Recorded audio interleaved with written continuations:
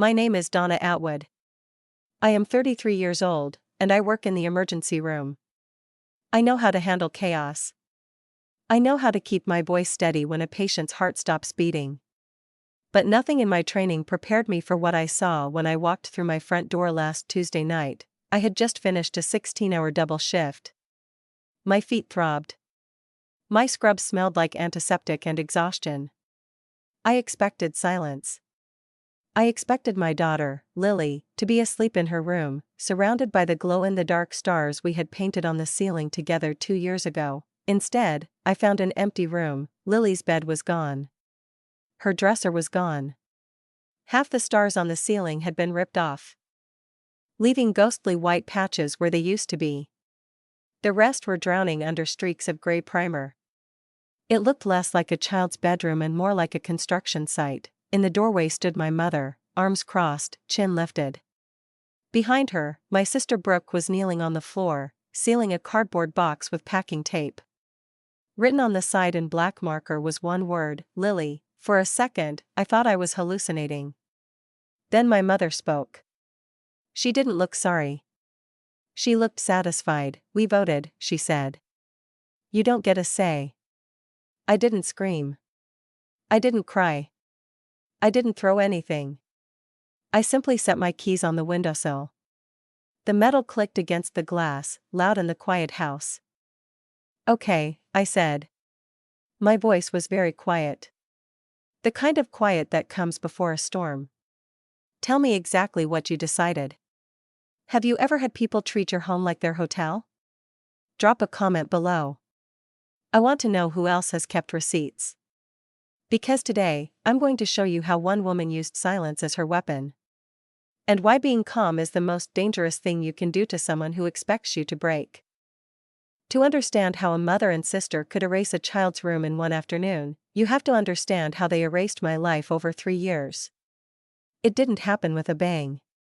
It happened with a whisper. 2 years ago, I bought this house on Coldwater Lane. It was small, with a crooked porch and a kitchen from the 80s. But it was mine. Every brick paid for by night shifts at the hospital. Every dollar saved from coffee runs and skipped lunches. It was the first thing I had ever owned that wasn't shared, borrowed, or conditional. The invasion started 3 years prior, before I even bought the place. My father had open heart surgery. Recovery was slow. Money was tight. So, my mother asked if they could stay with me just until Dad was back on his feet. My younger sister, Brooke, came too. Because Brooke always came too, just until. Those are dangerous words. Dad got back on his feet. Then he got back into his recliner. And nobody left.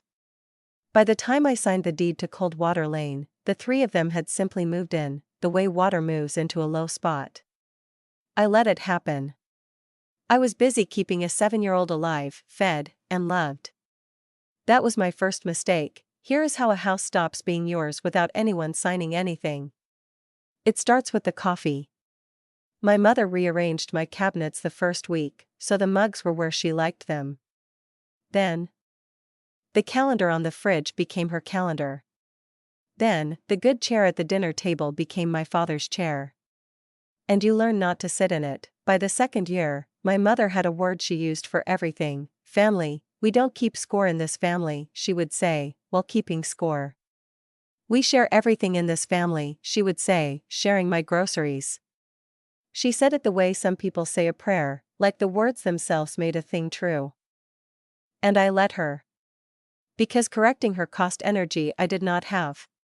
After a 13-hour shift, you do not pick a fight about mugs. You survive. Brooke was 29 and trying to be famous. She had a ring light, a tripod, and a phone full of videos nobody watched. She called it wellness. Her account had 400 followers, 3 of whom were my mother's bridge friends. She needed a real space to film. A real space to grow the brand. She would look around our small house when she said it, the way a person looks at a parking spot they intend to take. My father said almost nothing. He watched his shows and let my mother speak for him. He had become a man-shaped silence in a recliner. I told myself it was temporary. I told myself that for 3 years. I thought kindness would eventually lead to respect. I was wrong. Kindness, without boundaries, leads to entitlement. I learned then that if you let someone walk all over you gently enough, they start to think you're part of the floor. And floors are meant to be walked on.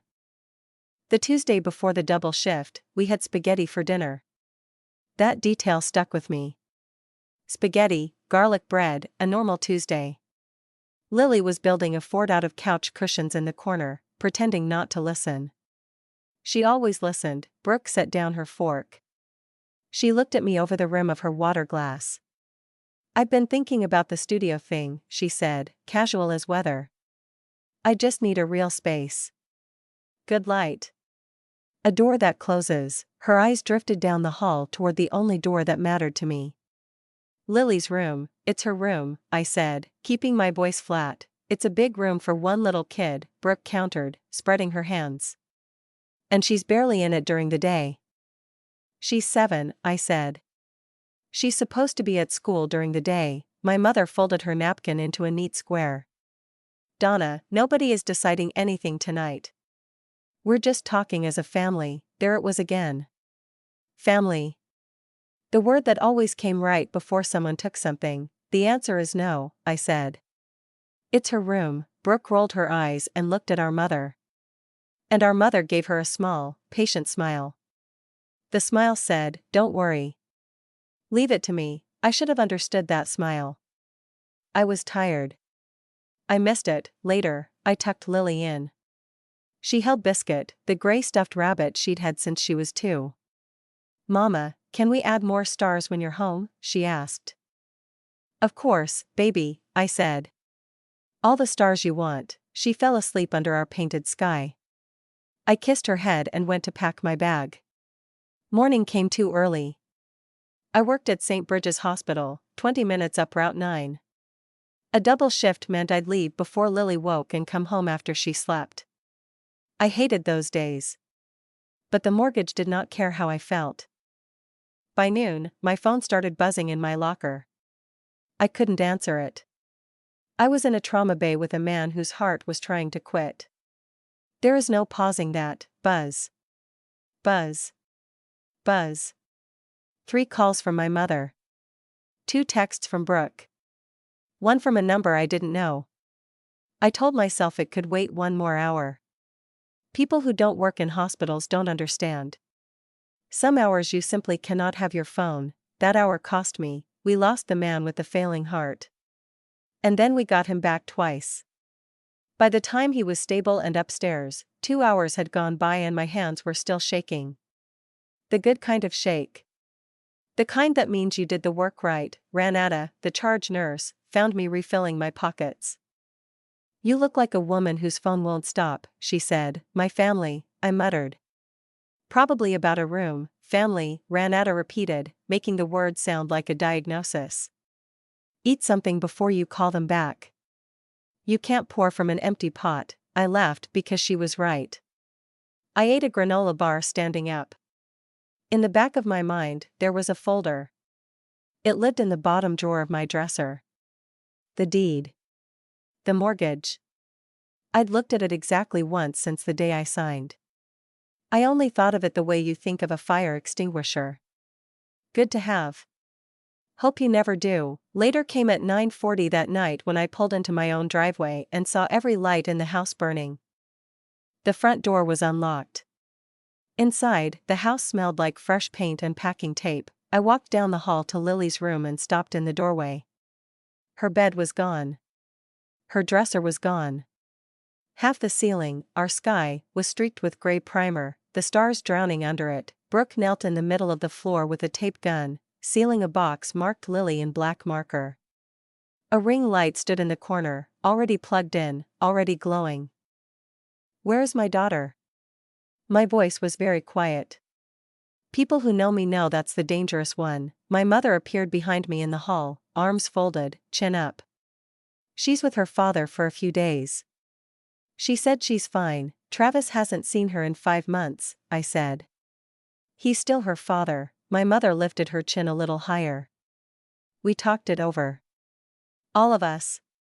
We voted.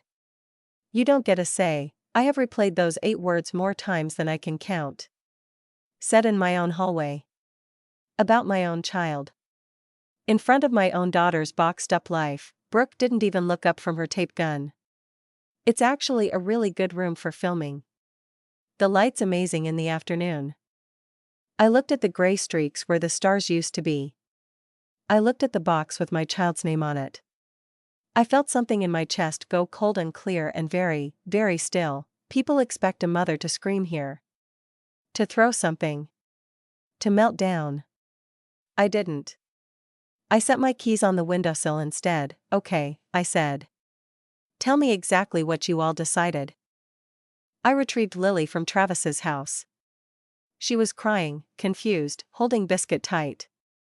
On the drive back, I didn't yell. I planned. Not revenge. Correction, the next afternoon, Brooke left her tablet charging on the counter. The screen glowed with a group chat named Atwood House. I was not in it. My mother, father, sister, and even Aunt Carol were. I read the messages standing up. The floor felt far away. It went back 6 weeks. Weeks before the spaghetti dinner. Weeks before the vote. We'll just present it as a family vote, my mother had written. She won't fight the whole family. She never does, she knew my calm. She used it as a weapon. But the worst part wasn't the room. It was a photo my mother had posted to the chat. A quitclaim deed form, half filled out. A sticky note attached, get D to sign. Tell her it's for fire insurance, they weren't just taking a room. They were trying to trick me into signing away my house. I didn't cry. I didn't scream. I took out my phone and photographed every message. Every proof of fraud. Then I set the tablet back exactly where it had been. Glowing. Innocent, my kindness wasn't peace. To them, it was a green light. I realized then that my silence hadn't protected me. It had emboldened them. I texted Ranata, my nurse friend, I need the name of that lawyer. That night, in the locked closet, I let myself feel the anger for exactly 10 minutes. Then I washed my face. I got practical. Practical is my native language. I had a list. 1. Get Lily safe. Done. 2. Find out what the law said. 3. Do nothing visible until I knew. Confrontation without footing is just noise. And they were experts at turning my noise into a story about an unstable daughter. I wouldn't give them that satisfaction. I would give them facts. I called Patricia Vance on my lunch break. I sat in my car, windows up, giving her the report like a nurse handing over a patient. The house. The deed in my name only. The guests who paid no rent. The vote. The lie about my daughter. She asked 3 questions. Name on the deed, only mine. Rent paid, no. Custody, sole. Her pen moved. A family vote has no legal weight. None. Legally, they are licensees, guests. You can withdraw that permission.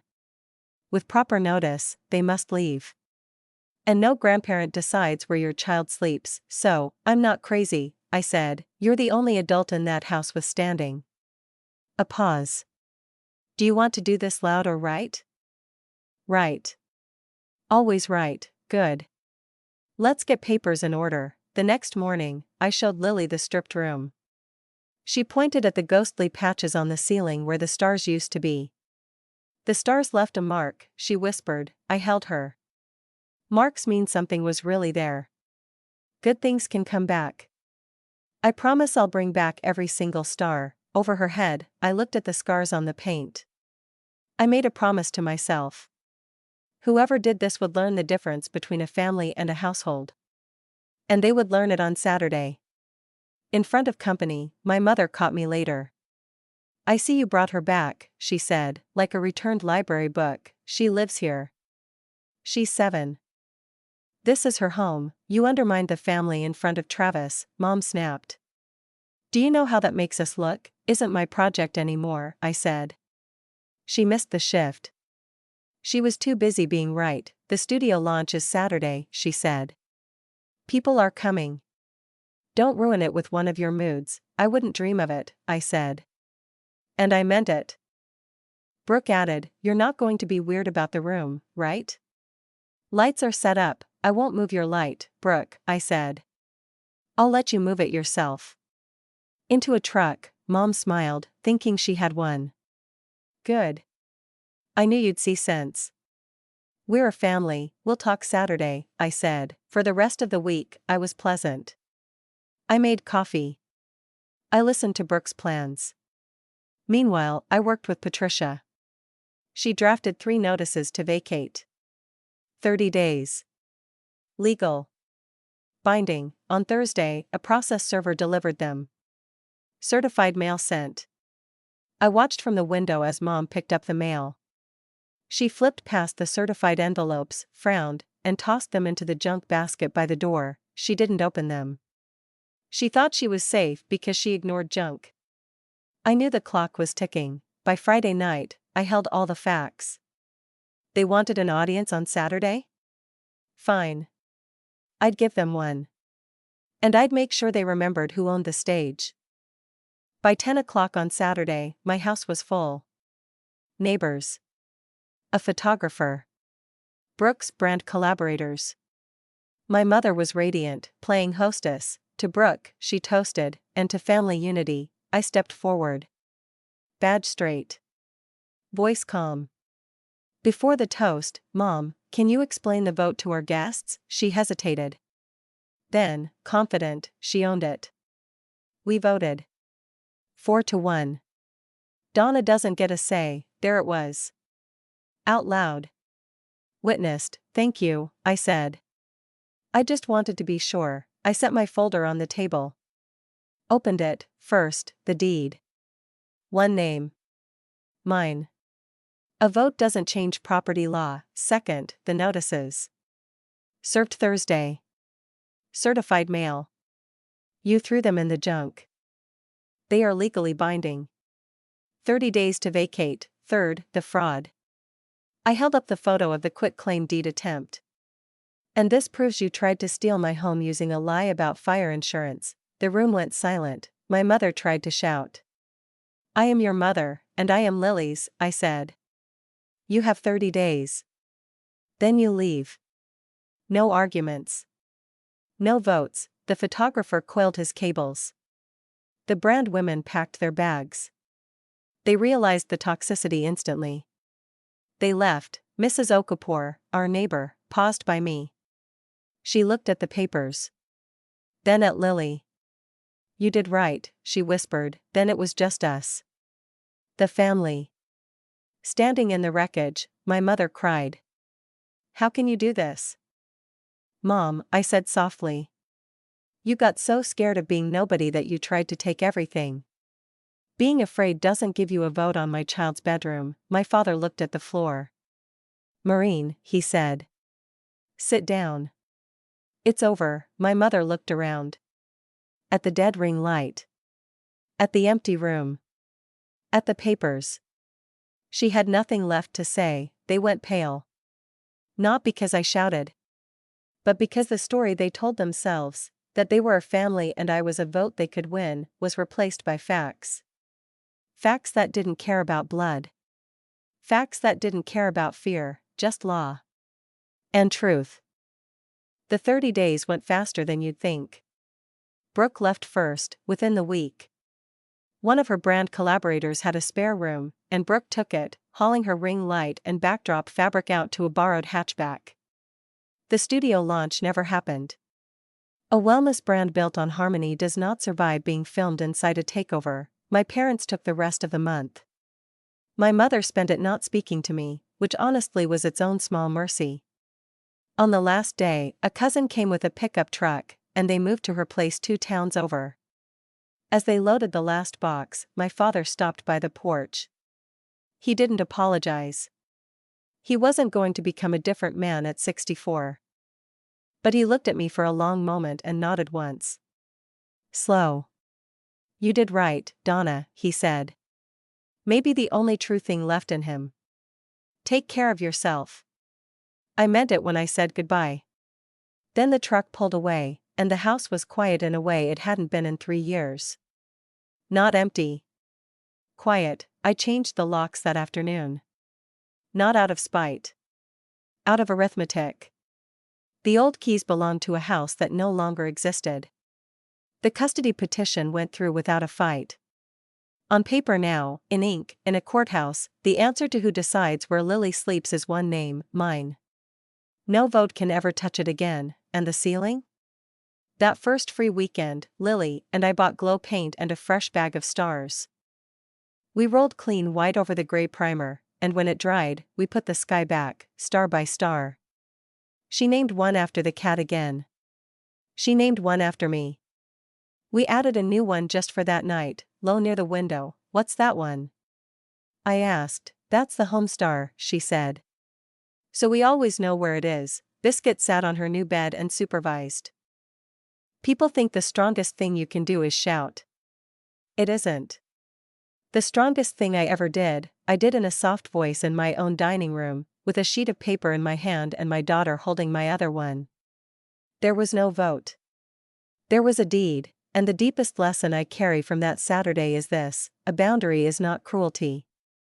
Silence is not surrender. And the people who mistake your kindness for permission are simply the ones who have never seen what your kindness was protecting all along. A house has one name on the door. So does a mother's love. What is one boundary you need to protect today? Write it down. Keep it close. The rest will quietly follow you. That's my story. One double shift, one stripped room, and one quiet sentence that put a whole house back in order. If it reminded you to protect what's yours without ever raising your voice, share it with someone who needs it. Drop a comment, hit subscribe, and I'll see you in the next one.